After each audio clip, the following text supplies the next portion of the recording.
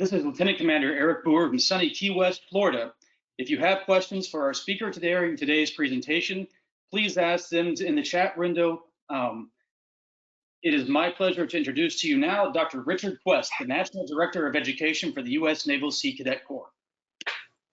Commander, thank you so very much. Good afternoon. Welcome and thank you for joining the U.S. Naval Sea Cadet Corps and U.S. Navy League Learns Battle of Midway webinar, generously sponsored by CACI. My name is Dr. Richard Quest, and I'm the National Director of Education with the U.S. Naval Sea Cadet Corps. The U.S. Naval Sea Cadet Corps is a national youth leadership development organization that promotes interest and skill in naval disciplines while instilling strong moral character and life skills through leadership and technical programs modeled after the Navy's professional development system. The U.S. Naval Sea Cadet Corps includes two programs and is for young people ages 11 to 18. With over 10,000 cadets and 3,000 adult volunteers in 46 states, Guam, and Puerto Rico, the U.S. Naval Sea Cadet Corps has served hundreds of thousands of youth since it was chartered by the U.S. Congress in 1962 at the request of the Department of Navy and the U.S. Navy League. Thank you again for joining us today to remember and commemorate the 78th anniversary of the World War II Battle of Midway, fought in the Pacific Theater on June 4th through the 7th, 1942. According to Dr. Craig Simons, naval historian, the battle is considered, and I quote, one of the most consequential naval engagements in world history. To provide us with an overview of the battle, a discussion of the tactics and strategies used prior to and during the battle, the leaders and the significance that the battle holds in history, and the lessons learned that are still relevant today, we are thrilled to have Dr. Craig Simons with us as a presenter. Dr. Simons is the Ernest J. King Distinguished Professor of Maritime History at the Naval War College and Professor Emeritus at the U.S. Naval Academy, where he taught for 30 years and served as a department chair. He is the author or editor of 29 books, including The Battle of Midway.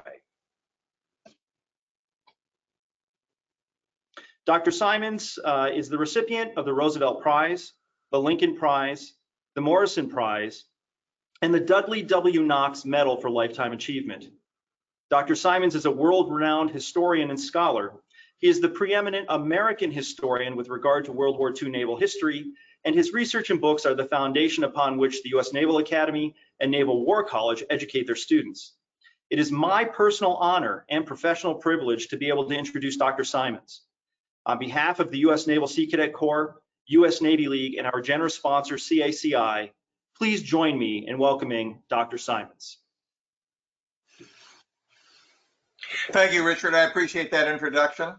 And good afternoon, everyone. I'm glad so many of you chose to be with us on what is a beautiful day outside my house here in Newport, Rhode Island. What I would like to do today is talk about the battle, yes, but also in particular about the individuals who controlled that battle, as much as any individual can control anything. Can we have that first slide, please? What I want to talk about are some key moments in the battle and key decisions that affected how history turned in those moments to bring about the outcome that the Battle of Midway represents. And I'm going to start with this gentleman. Next slide, please. This is Japanese Admiral Isoroku Yamamoto. His name is reversed on the screen there because in Japanese, the family name comes first, although I will use the Western practice of using his first name first. So Isoroku Yamamoto is the Japanese admiral who is in command of what they call the Combined Fleet. In fact, it was Yamamoto who put the plan together for the attack on Pearl Harbor on December 7th, 1941. He was not an advocate of war. He had spent two tours of duty in the United States and knew what a daunting task it was for the island empire of Japan to take on a continental power like the United States. But when he saw that the winds were working against him in the debates about Japanese policy, he claimed that the only opportunity the Japanese had to be successful in this conflict was to knock out the American battle fleet on the first day of the war. And hence the irony of an individual who was dubious about war with the American giant, nevertheless was the architect of the attack on Pearl Harbor. Now, we all know that attack was devastating in its impact. 4 American battleships sunk, 4 more badly damaged, as well as many airplanes, and of course, the loss of life.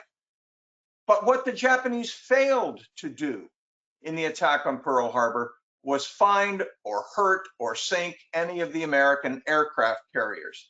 And Yamamoto, who, unlike many admirals of his generation, recognized that the aircraft carrier had surpassed the battleship as the principal weapon of war, was determined to get those carriers. That was the background to his plan to attack the tiny mid-Pacific island of Midway. Now, Midway wasn't really the objective in this campaign. Midway was to be the bait. If the Japanese attacked Midway, Yamamoto figured, the Americans would send out their carriers to defend it, at which moment the superior number of Japanese carriers would pounce on them, sink them in deep water where they could not be recovered, and that would give the Japanese control of the Western Pacific for at least the rest of the year, perhaps longer. So the idea of the Midway campaign is to threaten the island, draw out the American carriers, and sink those carriers. It's not a bad plan, but the first problem Yamamoto encountered was that the Americans found out about it. Next slide, please. And that's primarily because of this man. This is Joe Rochefort. It says Lieutenant Commander in the slide. We see him wearing the uniform of a lieutenant, somewhat earlier photograph. But Joe Rochefort was the individual who supervised and commanded the unit known as HIPO, then the phonetic letter of the alphabet for the letter H. And his job was to gather together all of the radio intercepts pulled out of the ether by the American radio station on the north shore of Oahu, and try to figure out if there were any usable pieces of information in those Japanese messages that would allow the Americans to decide how to behave. Now, after the war was over and it became clear that this organization, the HIPO organization, had in fact gathered information from the Japanese, the idea gained ground that somehow the Americans had broken the Japanese code and were reading their mail almost in real time. That was never true. What Rochefort and his colleagues could do was break tiny bits of information out of those hundreds of radio messages that were intercepted and surmise what those bits of information might mean. Rochefort, as well as Nimitz's intelligence officer, Eddie Layton, had spent years in Japan learning not only the Japanese language, but Japanese culture, Japanese ideas, and it was up to them to determine what these bits of information meant. And he decided in May of 1942 that what they signaled was a Japanese intention to attack the island of Midway. And he passed that information on to the staff intelligence officer who brought it to this man. Next slide, please. This is Admiral Chester Nimitz. He's shown here wearing the 5 stars of a fleet admiral, but in May of 1942, he was still wearing 4 stars as the Pacific Fleet commander. It was to Admiral Nimitz that Commander Layton brought the information that HIPO estimated that the Japanese were going to attack Midway Atoll, but they would do it sometime in the first week of June, and that they were likely to bring at least 4, possibly even 5 aircraft carriers plus battleships and heavy cruisers to launch this attack. Now, it's great to have information about the enemy plans, obviously, but it's more of a problem deciding what you're going to do with that information. Admiral Nimitz at this time had only 2 fully functioning aircraft carriers, and they were the 2 that had gone off to bomb Tokyo in Jimmy Doolittle's famous raid.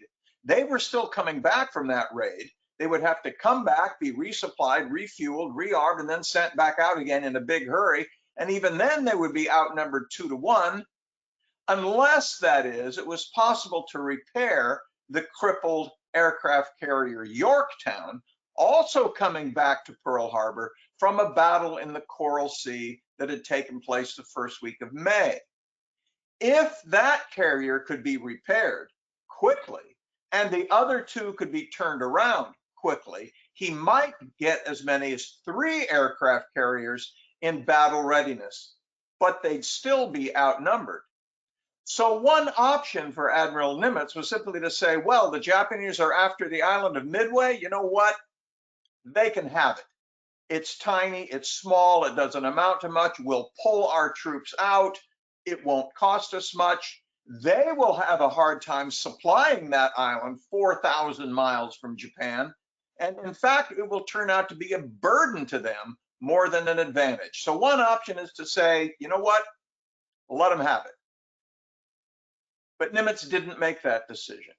He decided, having the advanced knowledge that they were coming, and 3 carriers, plus the airfield on Midway to give him 4 airplane platforms, made it kind of an even fight, 4-4. And if he could get his 3 carriers out north of Midway in an area the Japanese were not likely to look for them, he would be the one who had the advantage. So it was his decision to accept the Japanese challenge that was one of the crucial decisions that meant this battle was going to happen at all. But he was in for a surprise too, because when those 2 carriers got back to Pearl Harbor from the Doolittle raid and their commanders showed up in Nimitz's office, next slide please, that commander was William F. Bull Halsey, the commander of what was known as Task Force 16, the 2 carriers, the Enterprise and the Hornet, that had gone to Tokyo. But when Halsey showed up, he looked terrible. He had lost 20 to 25 pounds. He was haggard. His uniform hung on him like on a coat hanger. He had a terrible rash down one side of his face, across his neck and chest. He couldn't even go outside in the sunlight because the pain was so great. And Nimitz looked at him and said, "Bill, I'm ordering you to go straight into the hospital." Well, did this mean maybe that the battle was off? I mean, Halsey was Nimitz's senior carrier commander. He had counted on Halsey's skill and experience to lead those carriers into the fight, and now he was not going to be available. But Nimitz instead asked Halsey, he said, well, listen, if you can't be there, and you can't, who would you recommend to take your place? Halsey did not hesitate. He said, the guy who should take my place is Rear Admiral Raymond A. Spruance, who was the commander of my cruiser destroyer screen that protects the carriers when they're deployed. Next slide, please. Spruance is the fellow on the right here. And the difficulty with putting him in command of America's carrier forces is that he was what was known as a black shoe. That's a term many people know, but for those who don't, a black shoe is a surface warfare officer, a ship driver who commands destroyers or cruisers or battleships, but does not wear the wings of a naval aviator.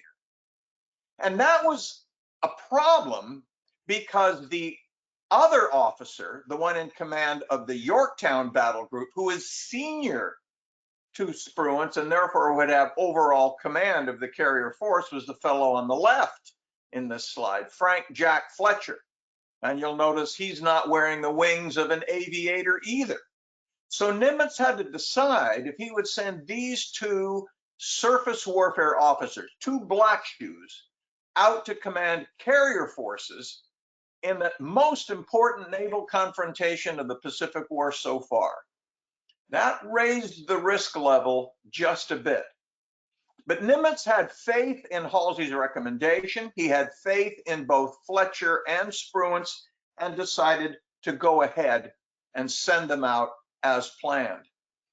Now, the commander of one of those carriers, the aircraft carrier Hornet, was this fellow. Next slide, please. This is Captain Mark Mitcher, whose nickname was Pete. That came about because in those days, everybody at the Naval Academy got assigned a nickname by the upperclassmen, and they stuck him with this one. And of course, like most Academy nicknames, it stayed through him all his life. So Mark Mitcher and Pete Mitcher are the same guy. He's the commanding officer of the Hornet. The problem here is that Mitcher was an aviator. In fact, he was the most senior aviator in the fleet at that moment. And he thought he probably knew better how to fight a carrier battle than these two black shoes. And so he took it upon himself on the morning of June 4th, when the battle began, to send his air group off to the west instead of to the southwest to try to find the two Japanese aircraft carriers that had not yet been identified or located. This is sometimes called the flight to nowhere, because as it turned out, all four Japanese carriers were in fact operating as a single group. And so they found absolutely nothing. Next slide, please. You can see here in this map the dark dotted line heading off to the west, the actual track of the Hornet Air Group, flies off, flies back, sees nothing at all. Unfortunately, Mitcher decided that was such an embarrassment to the Navy as well as to the Hornet command team that he submitted a report indicating that they had flown to the southwest. You see the gray dotted line heading down to the south. Not accurate. And we can have a conversation about that in the Q&A if you're interested in doing so afterward. Meanwhile, on the Enterprise, next slide, please. Spruance turned to this man for advice about how to handle the air group from that carrier. Captain Miles Browning was Halsey's chief of staff and the air boss on the Enterprise. Nimitz had suggested to him that since Spruance had suggested to Spruance that since he wasn't an aviator, he should rely pretty heavily on what Browning had to recommend about the operation of the air group. And so what Browning recommended was that all the planes should launch that morning as early as possible to catch the Japanese unready, and that all the planes should circle overhead until everyone was in the air and ready to go, and all the planes could go off together so they could hit the Japanese with a giant hammer. But the launch sequence took so long. They began to launch at 7 o'clock, and by 8 o'clock, they weren't finished yet. The bombers were in the air, the fighters were in the air, but the torpedo planes still had to be brought up from the hangar deck, spotted on the flight deck, and launched. And Spruance said, this is taking too long. And he overrode Browning's plan and ordered the bombers and the fighters to go off without them. Don't wait for the torpedo bombers. Go now or we'll miss our chance to find the Japanese unready. That too, like Nimitz's decision to accept battle in the first place, turned out to be a critical decision made by Spruance. Now, meanwhile, in the Japanese fleet, next slide, please, we have this puzzled looking fellow worried about what was to come next. This is Admiral Chuichi Nagumo. And Nagumo had commanded Japanese carriers in the attack on Pearl Harbor, and he commanded the Japanese carrier force here in the attack on Midway. Early that morning at 4 o'clock, he had sent off half of his airplanes to attack the island, which they had done, saving the other half in case any American carriers showed up, because after all, the carriers were the real target of this whole campaign. So far, no carriers had been reported, but as those planes from the strike on Midway were coming back to his force, he heard from one of his search planes. There were American ships north of him. North of him. That made no sense. What were they doing up there? They were supposed to come up from the south. So he told the pilot, find out what planes they are. Meanwhile, everybody stop what you're doing. I have to wait and find out what's going on here. The initial report was, well, it's just cruisers and destroyers. Oh, that's all right. No carriers then. I will shift over my second group of airplanes to carry exploding bombs for a second strike on Midway. Then 10 minutes later, another report came in that said, oh no, there's a carrier there after all. Well, this changed everything. Now Nagumo had to decide what to do. Should he wait, recover the airplanes coming back from Midway, refuel them, rearm them, and then send everything off to get that American carrier? Or should he launch the planes he had now? And if he did that, what kind of ordnance would they carry? So this dilemma that he confronted at this critical moment caused him to pause, to wait. That too turned out to be a critical decision. As he waited and thought about it, planes from the Midway airfield attacked his group. Now that attack was completely useless from the American point of view. None of them landed a bomb or a torpedo on any of Nagumo's ships, and the Japanese shot almost all of them from the sky. So far, so good for Nagumo. So he decides he's going to wait. He's going to recover those planes, rearm them, re-equip them, and then send them all out together to go after that American carrier. But while he was planning that, a group of American torpedo bombers arrived. Next slide, please. This is the Devastator torpedo bombers that were used on the 3 American carriers at Midway. They're slow. They have to come in rather low in order to launch their torpedoes. But a torpedo is a ship-killing weapon. And you'll recall that Spruance had made the decision to send the American bombers off without waiting for the torpedo planes.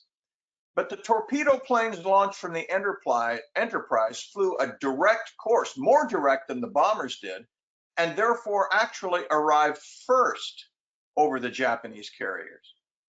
Moreover, the torpedo squadron from the Hornet, the so-called flight to nowhere, that torpedo squadron, thanks to its commander, John Waldron, had broken off from the main body. He was convinced the Japanese carriers were not to the west. They were to the southwest. And so that's the direction that he flew, and he was the first to find the Japanese. So the first American carrier planes the Japanese confronted were these torpedo bombers.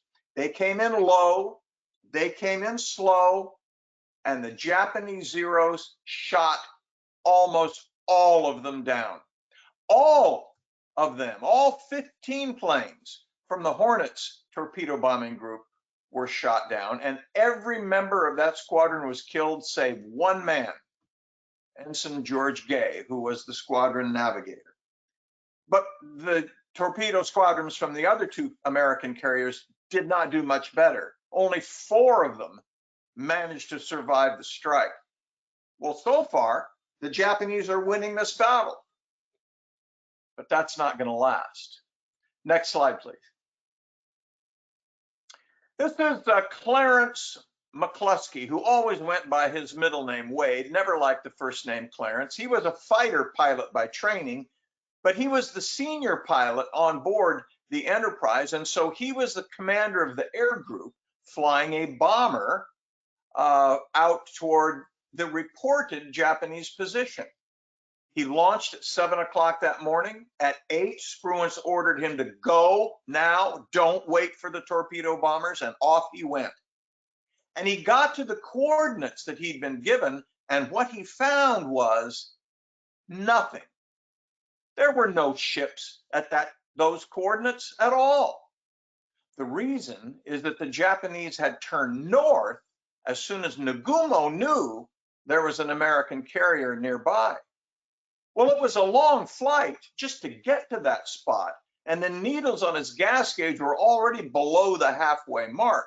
He had no spare gas to search, but he conducted a search anyway.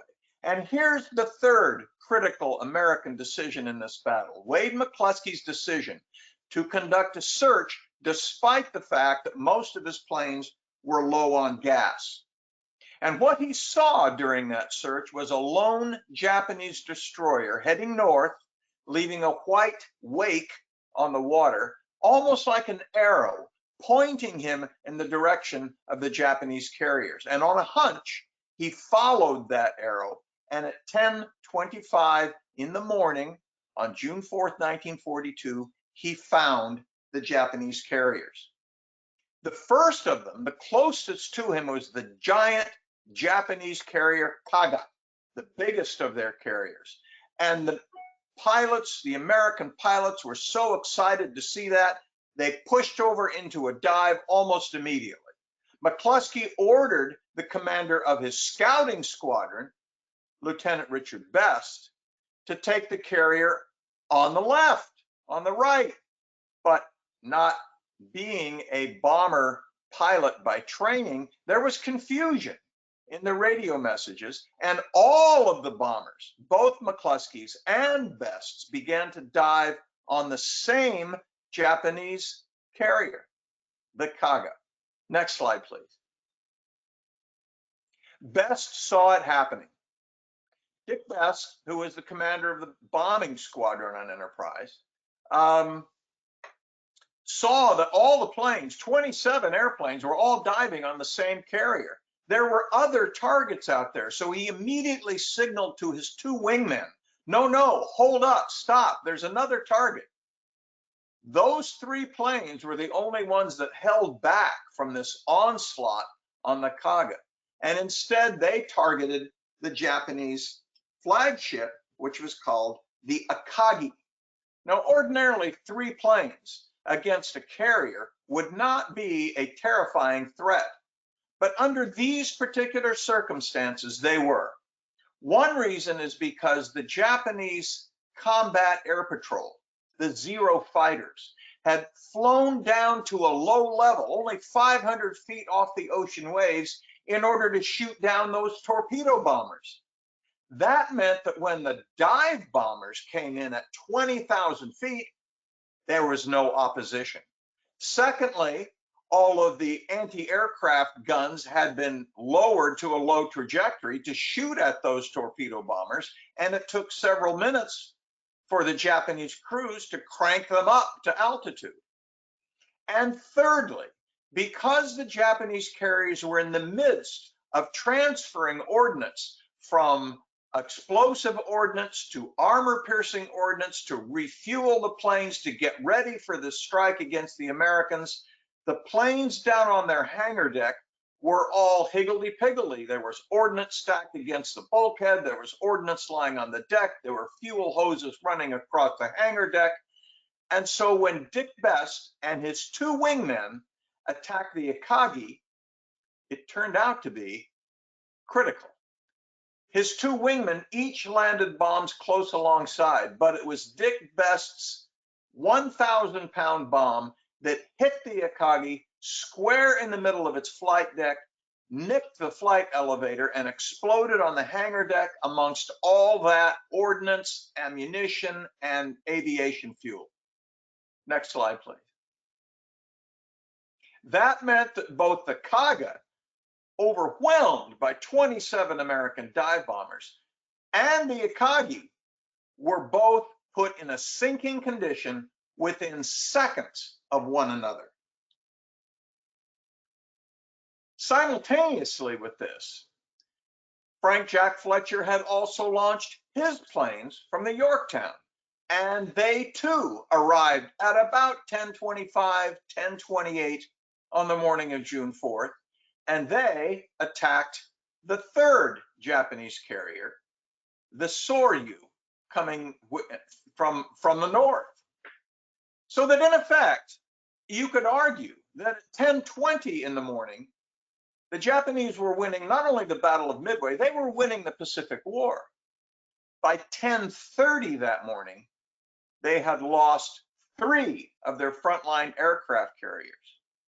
Now, that fourth carrier did launch an attack against the Yorktown, and before the day was over, the Yorktown too would be in extremis, and it would sink in 2 days of its battle wounds. But in the meantime, the American pilots also found and sunk the fourth Japanese carrier, the Hiryu, so that the trade-off, if you would, could I have the next slide? Actually, let's go to the slide after this. The next slide, please. So the trade-off is that the Japanese lost all 4 of their big carriers, the Kaga, the Akagi, the Soryu, the Hiryu.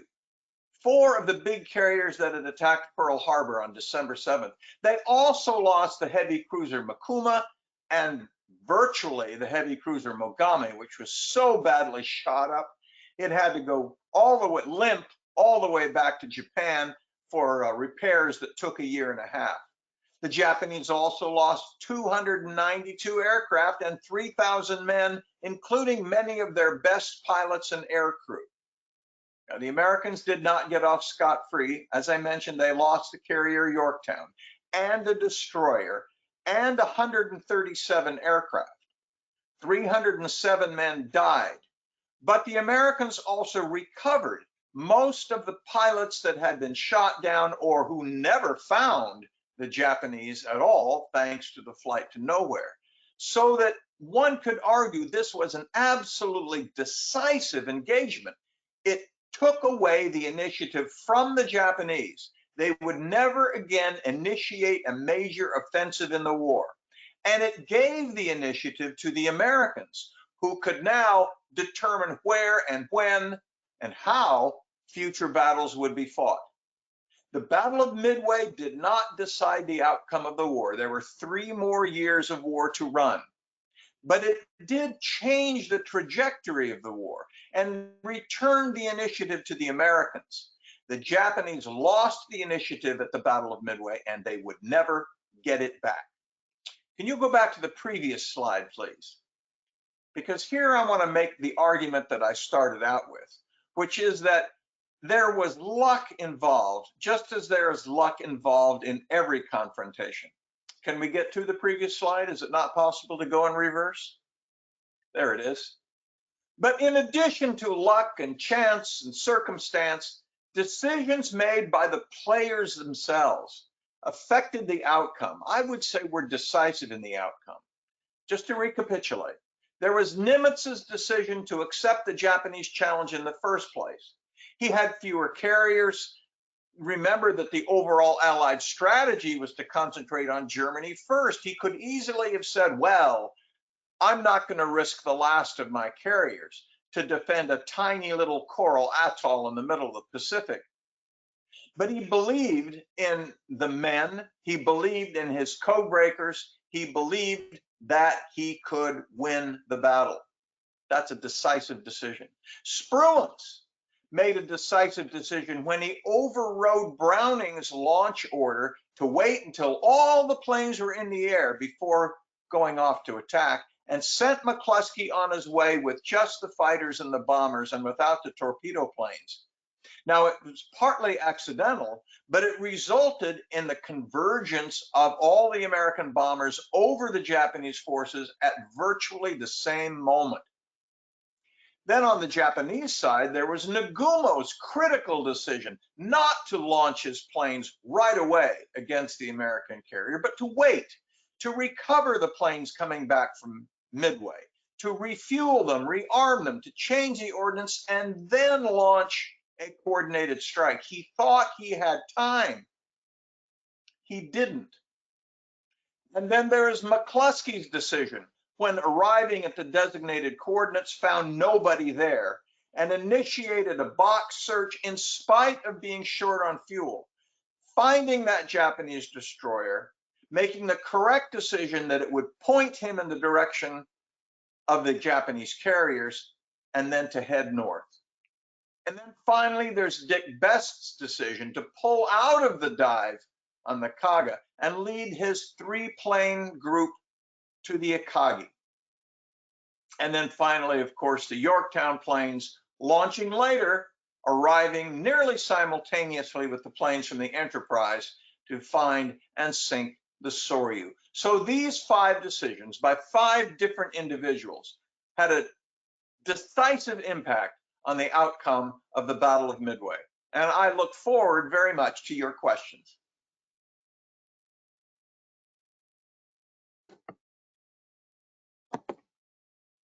Dr. Simons, thank you very much. That was wonderful. Really appreciate the overview. We've had quite a few questions come in, and some of them are from our, actually quite a few are from our Sea Cadets.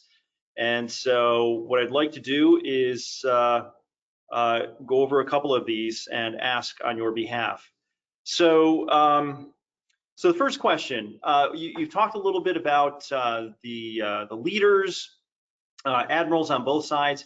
Could you please describe the average sailor in this battle? So what was the average age? What was the average background, perhaps on both sides, if possible? Well, yeah, that's a great question. And the difficulty is making a distinction between the pilots, who are at the pointy end of the spear, who actually conducted the attack, and the sailors who manned the ships, who got them from place to place, who were down in the engine room, doing the navigating, doing the deck handling, all of those other things. So they're very much different groups. The Japanese, interestingly enough, used warrant officers and enlisted men as their pilots.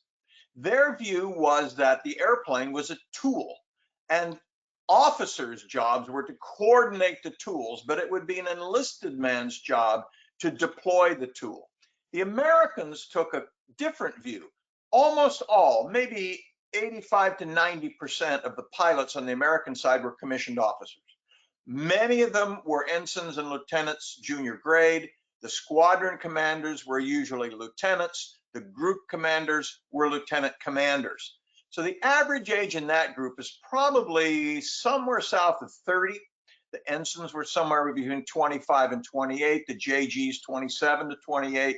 The lieutenants 30. Lieutenant commanders 32, 33.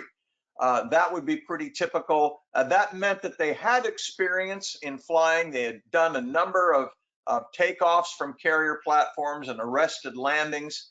The crew themselves, the enlisted crew on the big ships who did the deck handling charge, the signaling charge in the engine room, and all of those, again, that varied from petty officers who were probably in their mid to late 30s to seaman apprentice and seamen who were probably somewhere around 20 to 21. But there are examples of individuals who were in their teens. It was not unusual for young Americans to lie about their age to get in. I'm not encouraging any of you people to do this, but it did happen. And the youngest that I have found was someone who at age 14 somehow convinced the enlisting officer that he was 18, forged his mother's signature, and actually fought in the Battle of Midway at 16. He, as far as I know, is the youngest. There were a few other teenagers, 18 and 19, on most of the American ships, but the pilots themselves were all in their 20s. They were mostly Naval Academy graduates and some from the NAVCAD program as well. Hope that's helpful. Thank you. So our next question, did the Japanese realize, did they have any intelligence that we were actually decrypting some of their code? Did they have any prior knowledge to any of that? Not a clue. That's an interesting question because it was raised in May. In fact, just prior to the Battle of Midway, someone asked, how confident are we in the security of our operational codes? And so they did a test. They checked to see, and decided, we need not worry about our codes. They are completely unbreakable. Don't worry about it. This is hubris, of course. And if you don't know the term, hubris is that kind of prideful assumption that you're smarter than anybody else. Americans are often guilty of that as well, by the way. But in this case, it was the Japanese who said, those Americans, they couldn't possibly break this code. It's too complicated. They did not believe it. And even after the battle was over, and even after a reporter stupidly published an article in the Chicago Tribune newspaper saying that we had broken the code, the Japanese didn't believe it. They thought it was fake news. So no, the short answer to that is the Japanese are absolutely confident that their codes were secure and never suspected that the Americans had broken it. So very interesting. Was there any point during the war when the Japanese realized that we were reading their code? No, there were a couple of moments when they should have. One code the American code breakers found was the itinerary of Yamamoto when he was doing an inspection trip in the Solomon Islands. They got a hold of his itinerary and they passed it on to a group of fighter planes who went out and found him and shot him down and killed him. in April of 1943. Now, the Japanese might have asked themselves, how did the Americans know to be just in that place, just at that time? But they just assumed, oh, they were lucky, or they heard from a coast watcher, or it was chance. They never suspected. So following along the lines of intelligence a little bit further, did this opportunity and Rochefort and his efforts and so forth, how was the gathering of intelligence viewed after the Battle of Midway? Was there a greater importance placed upon that? Yes and no. I think it was appreciated how important the important role intelligence had played in the Battle of Midway. But one of the problems was that hypo was one of about 5 intelligence gathering centers. There was one at Belconnen in Australia, and it was originally at Cavite Navy Yard. The British had one in Ceylon, and all of these were supposed to send their information to Washington, where some clever person would accumulate all the data and then make an intelligence estimate. But as we saw, Rochefort short-circuited the system. He sent his estimates directly to Nimitz. Nimitz thought that was great personally, but it bothered the decision makers in Washington, who decided to aggregate all the intelligence gathering units into a centralized organization called the Joint Intelligence Command Pacific Ocean Area, JICPOA. And so JICPOA replaced hypo, and Rochefort was actually reassigned to construction work in Seattle. It was a terrible waste of a particular skill. So we ought to have learned a lot of things about how effective it is to have the intelligence gatherers work cheek by jowl with the operational commanders. Instead of that, we imposed a more cumbersome system that slowed down the transfer of intelligence information to the decision makers. Very good, thank you. So I do want to say to our audience, if you do have an opportunity, I highly recommend that you pick up a copy of Dr. Simon's book, The Battle of Midway. This is really considered the seminal work on the battle. You'll find a lot of detailed information in here regarding that. Another question from one of our audience members, and clearly they've read your book. In your book, The Battle of Midway, you often talk about the technical difficulties that the American forces faced. Torpedoes didn't work, aircraft machine guns jammed, there was a lack of accuracy in some bombing and so forth. And I know you alluded to this, but could you speak to this just a little bit more? Was the American win at the Battle of Midway, was it a miracle? Were they just lucky, or did things really come together for the Americans? Okay, that's a couple of questions. Let me hit them one at a time. First of all, the Battle of Midway, we think of Midway as happening somewhere in the middle of the war, but it's really not. It's 6 months in. This is still early. The Americans are still figuring it out. A lot of the equipment and weapon systems that they had planned to use were still under development. Radar was brand new. Not every ship had radar. Almost none of the planes had radar. Later on in the war, radar would be a critical critical system for the Americans to use. You mentioned the torpedoes. They still weren't working. They ran deeper than their settings indicated. They sometimes veered off and went the wrong direction. The trigger mechanisms often didn't work. By 1944, we will have figured all of that out, and torpedoes will become devastating to the Japanese fleet in 1944 and 1945. So the first answer to your question is that a lot of the things that later became very effective were still kind of clunky early on in the war and did not work as well as they should have. Now, the problem of jamming machine guns would never be completely solved, but it was improved rather dramatically in the course of the war. But I think you're absolutely right to note that not everything worked. These guys put their lives on the line and they flew out there or manned their guns, and sometimes they didn't work. But you ask a broader question about the extent to which this was a result of decision making, which is the argument I'm making here, or luck. And let me just say that luck and chance and circumstance, or providence, if you will, play a role in every military confrontation. In fact, in almost any non-military confrontation, chance is always a player. But I think there's been a tendency to say this outcome was so remarkable. It happened so fast. It turned around so quickly that it was almost miraculous. Hence the title of some other books, Miracle at Midway, for example, is one of the ones you mentioned. And it did, in fact, seem miraculous, but I'm trying to get away from the idea that it was all a matter of luck. In effect, you cadets in particular should be aware and sensitive to the fact that people make their own luck sometimes. Being prepared, thinking hard, working at it. Those things make luck. So while luck played a role, these decisions and many others by others at lower levels, individual pilots, individual plane handlers, individual gunners, all played a role in the final outcome of the Battle of Midway. Thank you. Here's another question related to aircraft. The average Japanese pilot during the battle was better trained and had more experience than the average American pilot. Why wasn't this a greater advantage for the Japanese, and what factors seemed to counterbalance this during the battle? Well, actually, the Japanese were extraordinarily efficient. I mentioned the attack on the aircraft carriers, the Japanese aircraft carriers from Midway. The Americans sent 94 airplanes from Midway after the Japanese carriers. None of them scored a hit, and all but a handful were shot down by the Japanese.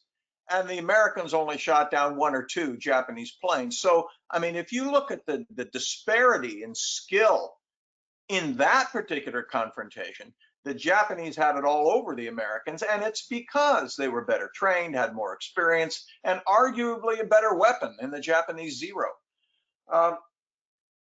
When the dive bombers arrived at 20,000 feet at 10:20 in the morning on June the 4th, they didn't encounter any of those Zeros because the Zeros had all flown down to a lower altitude to shoot down all those torpedo planes. Now, it's often concluded that, well, this was an American gambit. They sent those torpedo planes in to be sacrificed in order to deter or detract the Japanese fighter planes. Not so. Here's a case where you could argue that luck or chance plays a role.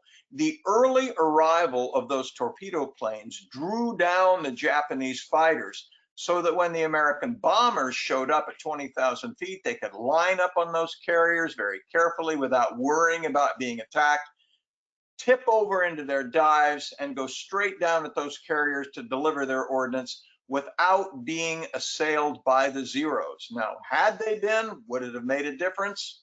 Who knows? Probably some. But that accounts, I think, for the fact that even though the Japanese had superb pilots and superb training, they were in the wrong place at the wrong time to have the maximum impact against the American dive bombers. Very good, thank you. Here's an interesting question.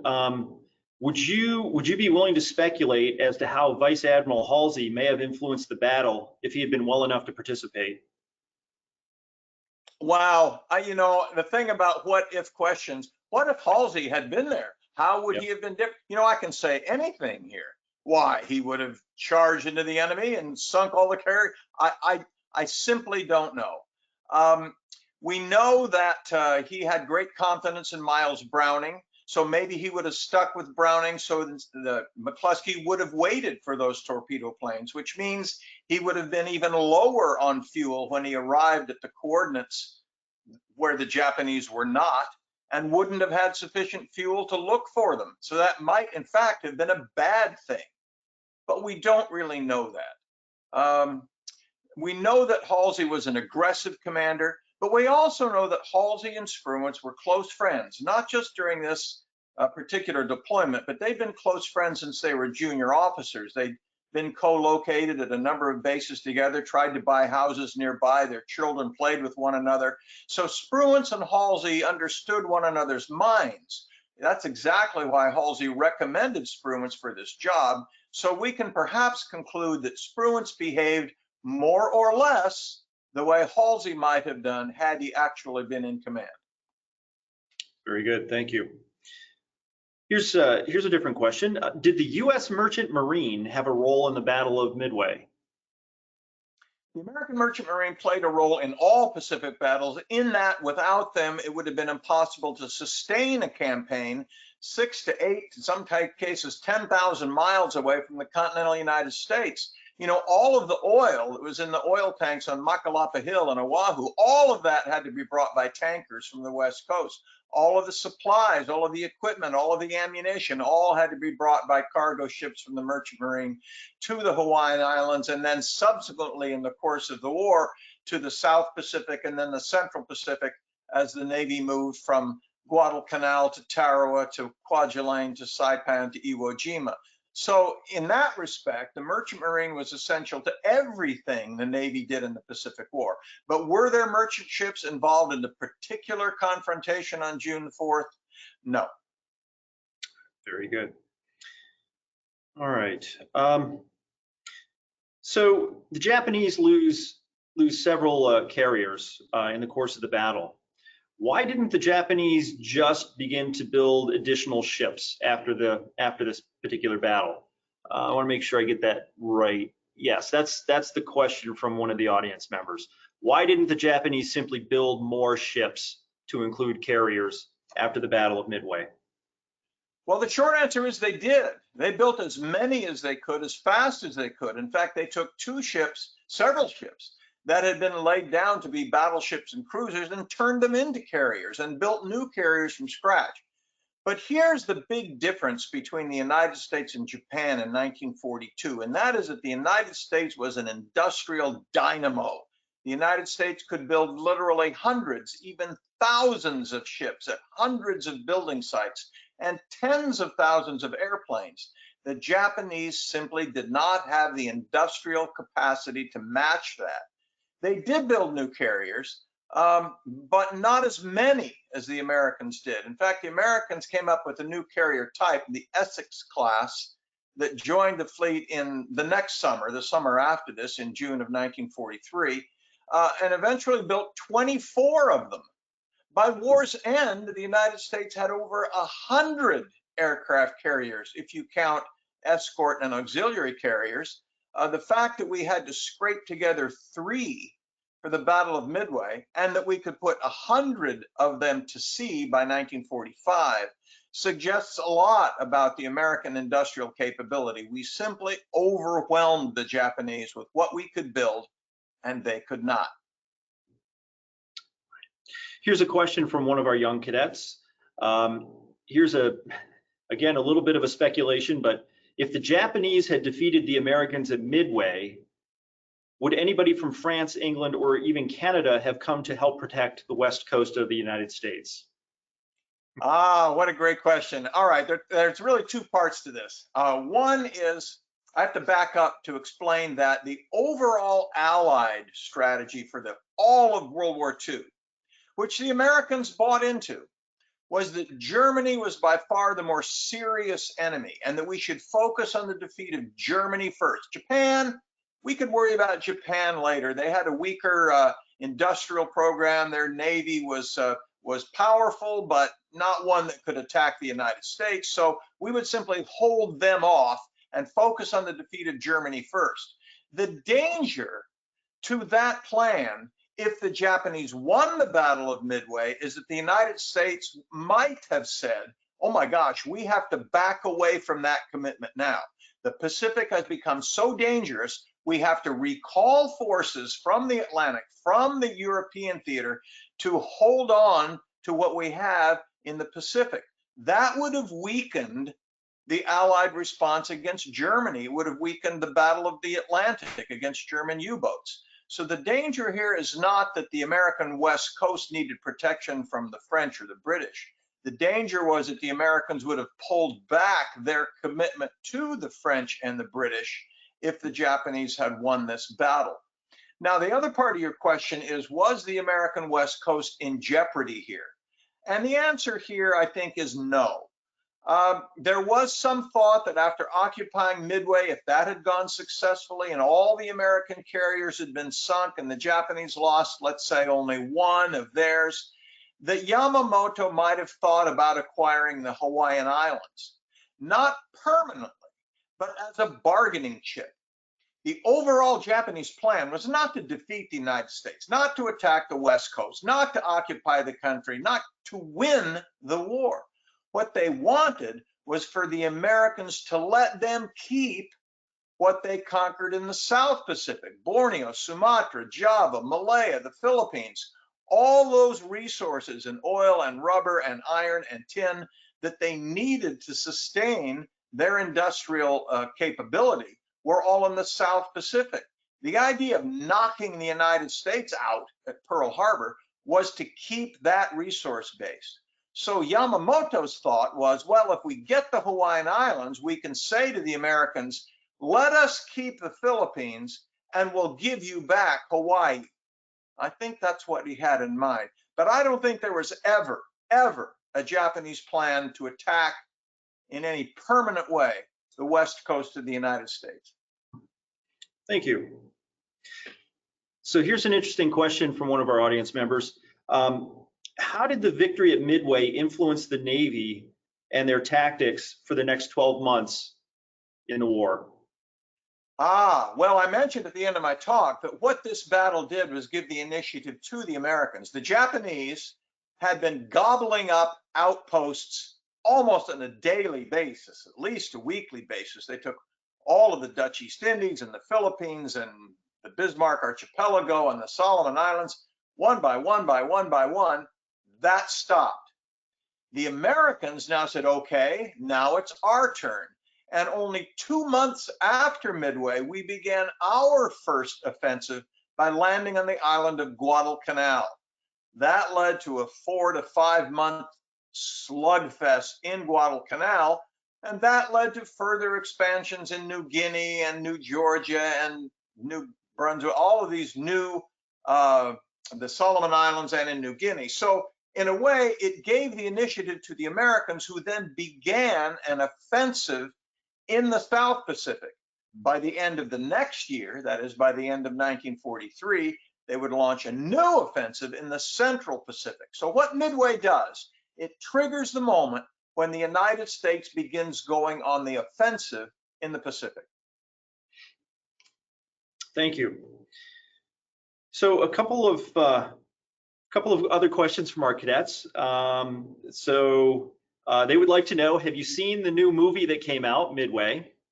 And if so, do you think that the movie depicts the battle accurately? I think the movie is pretty good. I do. Now, the complaints that any historian, including me, will have about a movie is, well, gee, they left so much out. Well, of course they did. I mean, you can't possibly do the whole Battle of Midway in 2 hours. They had to pick out particular characters to focus on to orient the narrative. And I thought to myself, now, if I was going to pick out 4 or so guys to carry this narrative, who would I pick? Nimitz, Leighton, Best, Halsey. Now, McCluskey gets kind of short shift here a little bit, but those are the guys I'd pick. And I thought they depicted him pretty well. I actually met Dick Best some years ago when he was still alive. He's gone now. And he was quite the gentleman. And maybe you could tell from the photograph I showed, he was not really quite the cowboy type that he appears to be, I think, in this film. I think his personality got a little bit of more cowboy in it than he was in real life. But by and large, they did a very good job. And I think the details in the CGI, the computer graphic imagery, is actually extremely good. The undercarriage of the dive bombers and the fighter planes, actually wonderfully done. It's really rather astonishing. So if you haven't seen it, I will recommend it. It's not the full story, but nothing, well, very little in it is historically inaccurate. Very good, thank you. We have time just for maybe a couple of more questions. Again, another question from one of our cadets. So as the author of over 24 books, how do you research all of that? They would like to know. How do you research and write all of that? One at a time. Yeah, I love doing it, first of all. I just had this insatiable curiosity, and I actually love the writing and the rewriting. It's something that I actually enjoy to do. Don't tell my publisher, but I'd do it if they didn't pay me. I began writing, I'm 73 years old now, and I began writing in my 20s. So it takes about 3 years, some more, some less, to research, write, and produce a history book worth having. Some books take longer than others. My most recent book on World War II at sea, which does all of World War II, the naval actions in all theaters, is nearly 800 pages long, and that took me 4 years. Others maybe under 3 years, but on average, I think 3 years is about right. And you start reading all the secondhand stuff you can find, and then you go into the archives to find out what the actual players said and wrote and thought at the time. One of the nice things about World War II research is that the principal players often committed their memoirs to tape, which were transcribed. So there are things called oral histories in Washington, D.C., in Fredericksburg, Texas, in New Orleans, Louisiana, where there are, I'm going to say, thousands, and I don't think that's an exaggeration, of individual memories from all these engagements. And if you read enough of those, you get a pretty good sense of what actually happened in the confrontation of any particular battle. Very good. We had another question come in just as a follow-up. Could you tell us a little bit about yourself and your academic career path that prepared you to become a historian? Well, I wanted to be an historian since I was a little boy. I read a couple of novels by C.S. Forester about a British naval officer in the Napoleonic Wars whose name was Horatio Hornblower. Those books are all still in print, the Hornblower novels. They tell stories about him as a midshipman, as a lieutenant, as a captain, and as an admiral. And they're beautifully done. I think they're among the best naval novels ever written. So from the time I can practically remember, I was interested in these things. I majored in history in college. I went to graduate school and got a PhD in history. I did serve in the Navy for 3 years, but my real interest preceded that. And I was lucky enough to get a job at the best place to teach in the world, which is the U.S. Naval Academy, where I taught for 30 years, taught naval history every one of those years. And I'm now at the Naval War College in Newport doing much the same thing. So my whole life has been kind of wrapped around the idea of naval history. Very good, thank you. We really don't have any more time for questions. Dr. Simons, do you have any parting thoughts for us? No, I just want to thank you for the opportunity to talk to Sea Cadets and encourage their interest in history, particularly naval history, and appreciate the opportunity to be here. Thank you very much.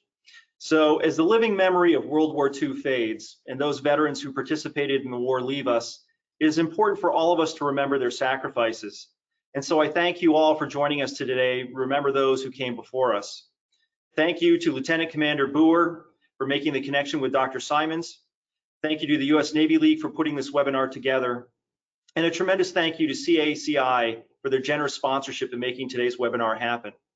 A very special thank you to Dr. Simons for taking the time to join us today, for his insightful remarks regarding the Battle of Midway, for taking our questions, and for all of his work in preserving the history of the United States Navy. I hope you enjoyed our webinar, The Battle of Midway with Dr. Craig Simons. On behalf of the U.S. Naval Sea Cadet Corps, thank you again for joining us, and have a great afternoon.